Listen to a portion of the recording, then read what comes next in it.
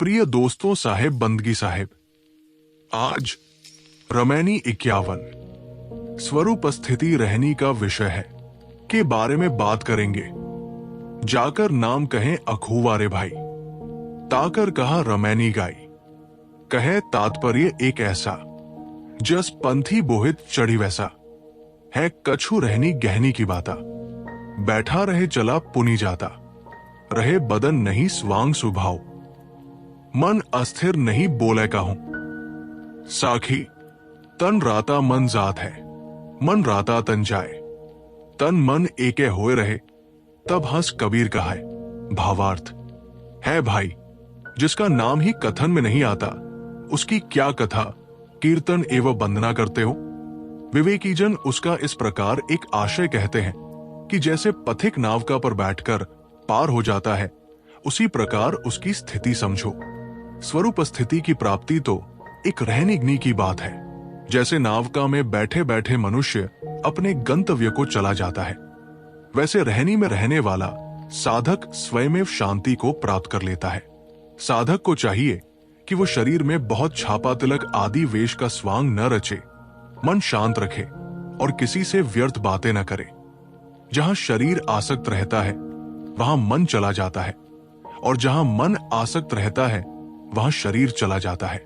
जब शरीर और मन एकाग्र एवं संयत होकर एक स्वरूप स्थिति की रहनी में ही लग जाते हैं, तब जीव हंस हो जाता है, अर्थात वो सत्य और असत्य का पारखी एवं स्वरूपस्थ हो जाता है। व्याख्या: मनुष्य अपनी आत्मा से अलग परमात्मा खोजता है, उसे वो अपना निधान ठहराता है और कहता है कि वो अखुआ है। अखुआ ग्रामीण शब्द है, इसका संस्कृतनिष्ठ शब्द अनिर्वचनीय है। इन दोनों समानार्थक शब्दों का अभिप्राय है जो कहने में ना आए। एक तरफ तो कहा जाता है कि वो कथन में नहीं आ सकता, दूसरी तरफ उसके नाम की कल्पना, उसका जप, कथा, कीर्तन, वंदना आदि सब करने का प्रयत्न किया जाता है। सद्गुरु कहते हैं कि जिसका नाम ही अखुआ है, उसकी क्या वंदना, प्रार्थना एवं कीर्तन करते हो। वंदना कीर्तन आदि केवल सात्विक मनोरंजन है। जिस दशा की प्राप्ति होने पर मनुष्य पूर्ण कृतार्थ हो जाता है, वो वंदना कीर्तन का विषय नहीं है। और फिर उसकी वंदना, जिसका नाम ही अखुआ हो, एक हास्यास्पद विषय है। मूल चौपाई कितनी व्यंग्यात्मक है, व्यंजना से भरी है। जाकर नाम अखुआ रे भाई, ताकर कहा रमैनी गाई।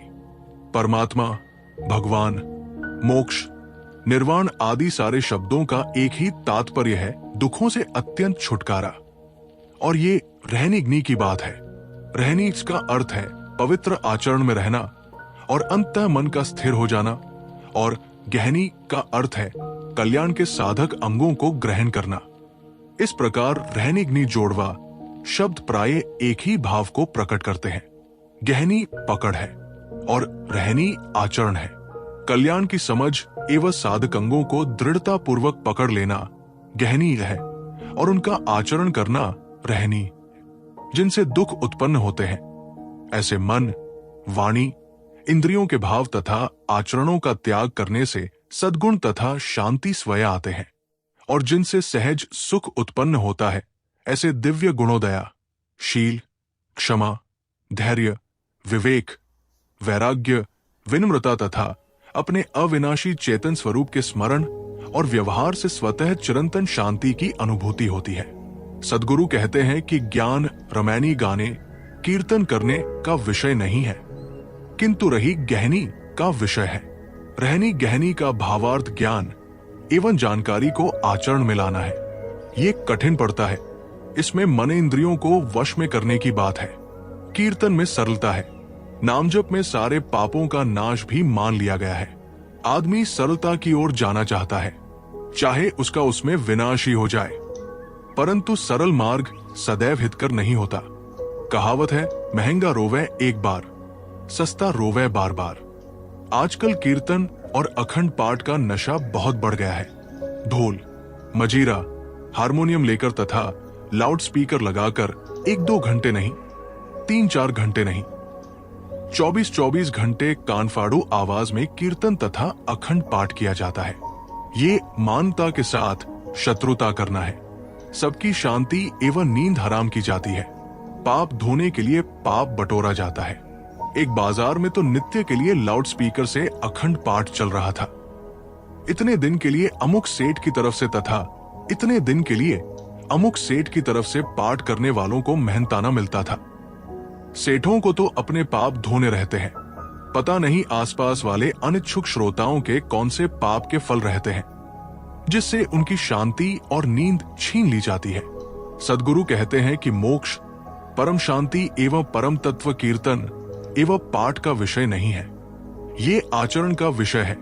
यदि आदमी अपनी प्राप्त जानकारी का आदर करता है, अर्थात वह जो कुछ जानता है उसका आचरण करता है, तो वो अपने स्थान पर बैठे बैठे अपने गंतव्य को उसी प्रकार पहुंच जाता है जैसे जहाज पर बैठा व्यक्ति अपने गंतव्य पर पहुंच जाता है।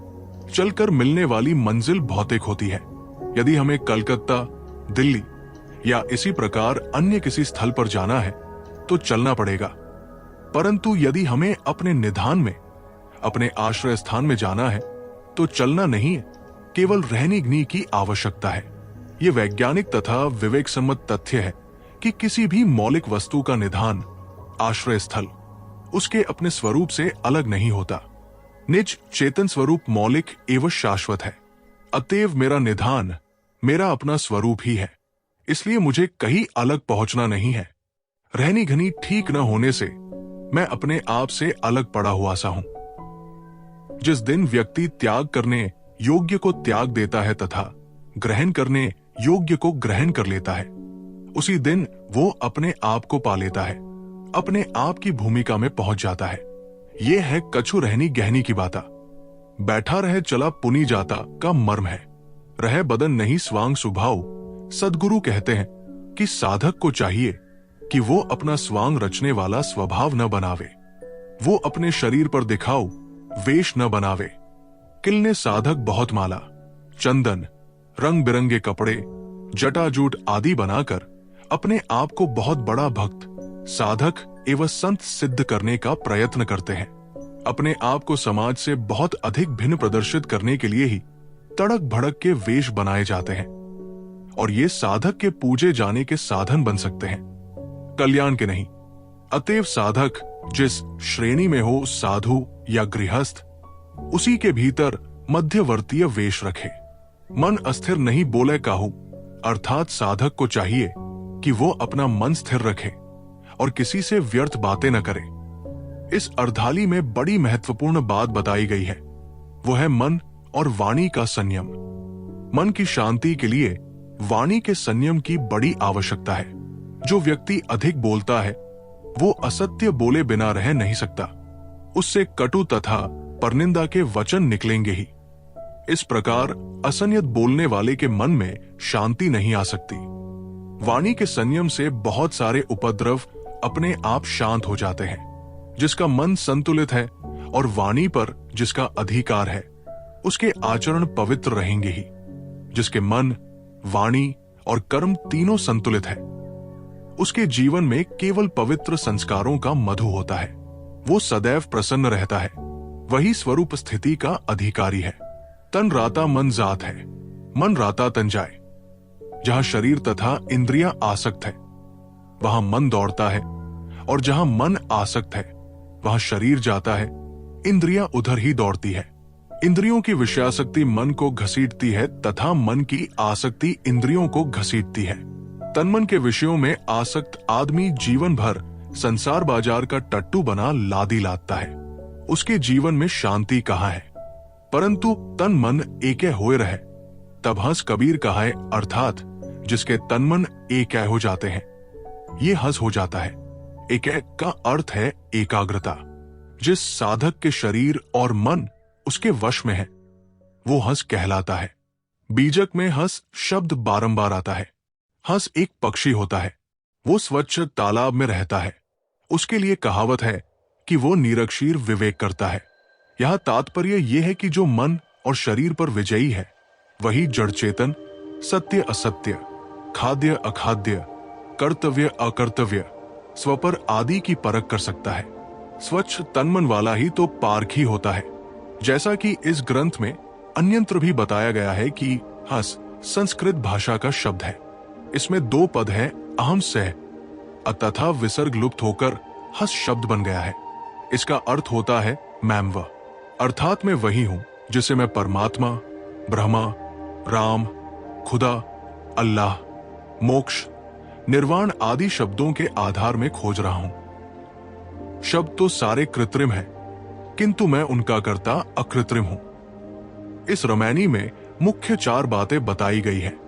पहली बात है, जीव की स्वरूप स्थिति कीर्तन, वंदना आदि का विषय नहीं है। दूसरी बात है कि वो रहनी घनी का विषय है। तीसरी बात है कि साधक को अपना वेश बहुत विलक्षण नहीं बनाना चाहिए। और चौथी बात है, जिसने अपने तन और मन पर विजय पाई है उसी ने हसत्व पाया है। वही असार को परख कर त्याग देता है और अपने स्वरूप में स्थित हो जाता है, जो सार एवं सत्य है।